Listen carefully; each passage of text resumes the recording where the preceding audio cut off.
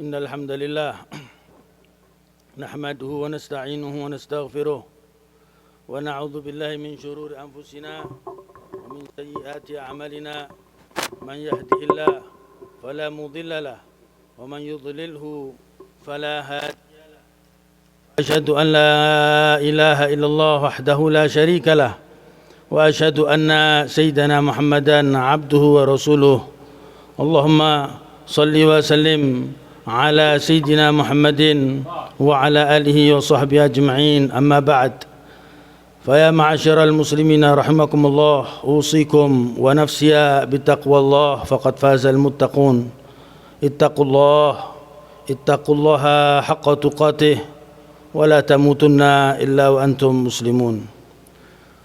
Para hadirin jamaah salat Jumat yang dimuliakan Allah, marilah kita senantiasa meningkatkan ketakwaan kita kepada Allah Subhanahu wa taala dengan selalu menjalankan perintah-perintah Allah dan menjauhi larangan-larangan Allah.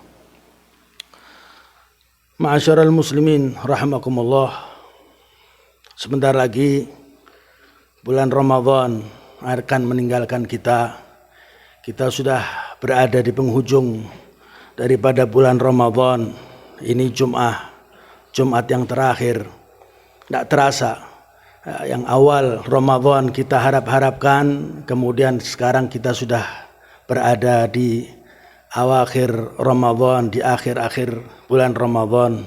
Semoga amalan yang kita kerjakan di bulan Ramadan diterima oleh Allah Subhanahu wa taala.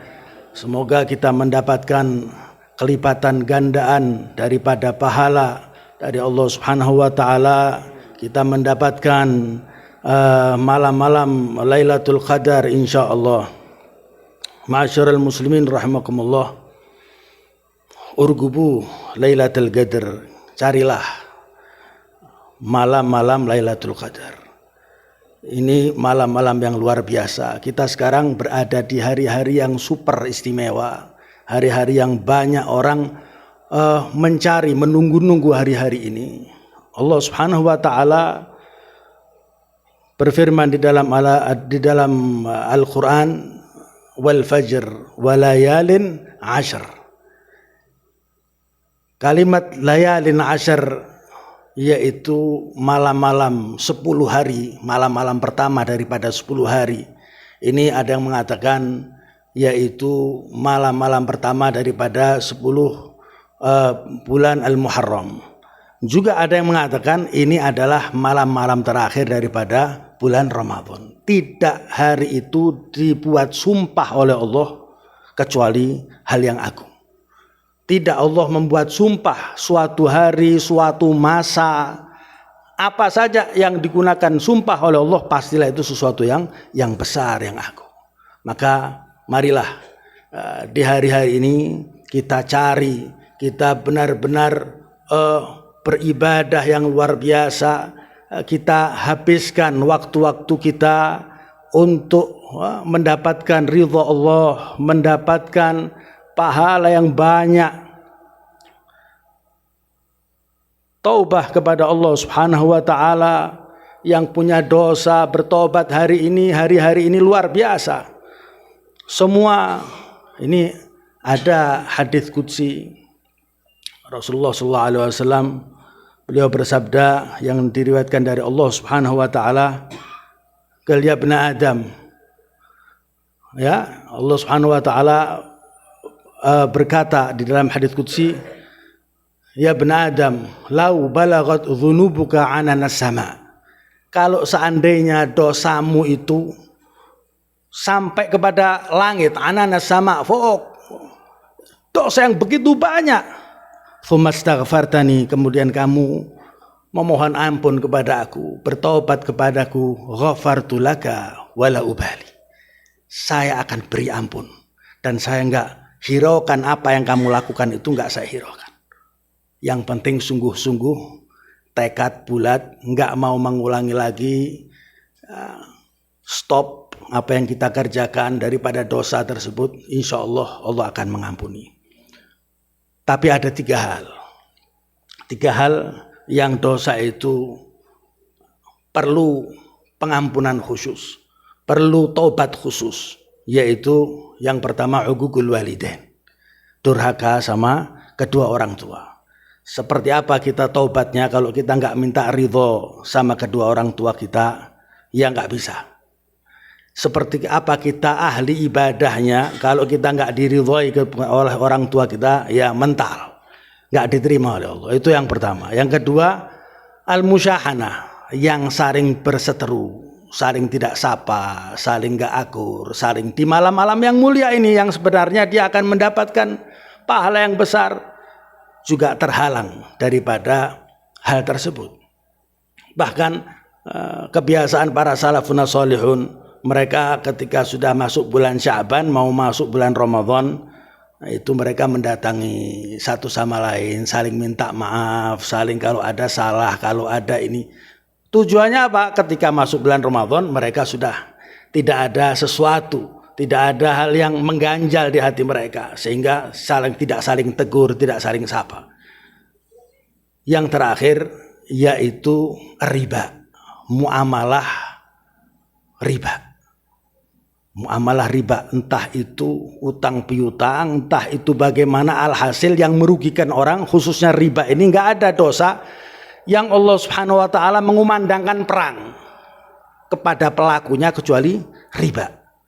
Sudah stop, sampean jangan utang sama bank, jangan hal-hal yang seperti itu untuk memulihkan dagangan dan lain sebagainya, percuma, bakal hancur dunia dan hancur akhirat. Kerja yang benar, cari rezeki yang benar, yang di rel agama, jangan sampai melakukan hal-hal yang merugikan sesama manusia, maka akibatnya fatal di dunia hancur, di akhiratnya hancur juga. Ada satu hadis Rasulullah SAW, beliau bersabda, hadis yang diriwayatkan oleh Abu Hurairah, Rasulullah SAW bersabda, beliau mengatakan, innallaha amaral mu'minina bima amara bihil mursalin. Allah Subhanahu wa taala memerintahkan orang-orang yang beriman, yaitu orang-orang mukmin, sama perintahnya persis, enggak beda dengan perintahnya Allah untuk para mursalin.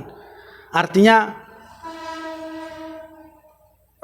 al-mursalin, para utusan-utusan Allah pun juga ditekankan harus seperti itu. Bukan kalau al-mursalin mendapatkan kelonggaran, tetapi orang-orang yang beriman harus seperti ini. Tidak, bahkan mursalin pun sama perintahnya dengan orang-orang yang beriman. Apa itu? Rasulullah SAW mengatakan,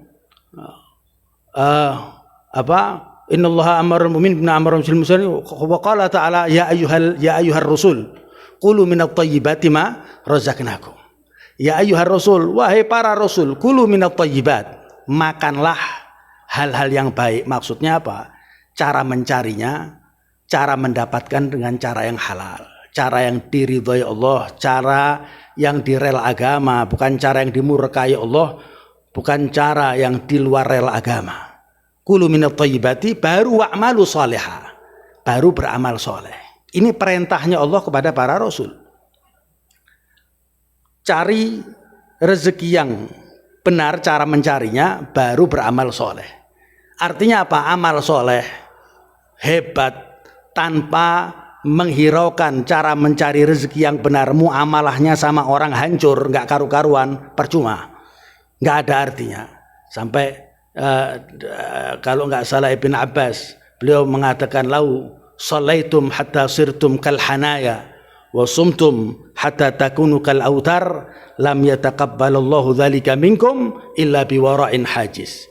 Kalau seandainya kamu ahli ibadah, sholat tok, terus sholat, hanya sholat saja ibadahnya sampai bungkuk, takunu kal hanaya, seperti busur panah sampai bungkuk kamu, kebanyakan ibadah. Kamu puasa setiap hari hatta takunu kal autar, sampai kamu kurus kering, habis waktunya untuk ibadah, puasa, sholat, gak akan diterima oleh Allah Subhanahu wa taala kecuali kamu muamalahnya sesama kita dengan muamalah yang ekstra hati-hati, biwara'in hajiz, baru akan diterima. Kalau enggak mental semua itu. Wa qala ta'ala ya ayyuhalladzina amanu kulu minat thayyibati ma razaqnakum. Sama, ya ayyuhalladzina kulu minat thayyibat, cari untuk makan kamu, untuk rezeki kamu, untuk mendapat, cari dengan cara yang baik. Sama perintahnya dengan perintahnya. Kemudian Rasulullah di situ menyebutkan tsumma dzakara, kata Abu Hurairah, tsumma dzakara rajul asy'atha aghbar yamuddu yadayhi ila sama wa yaqul ya rab wa mat'amuhu haram wa mashrabuhu haram wa malbasuhu haram wa ghudhiya bi haram fa anna yustajabu lah. Rasulullah menyebutkan seseorang yang bepergian jauh.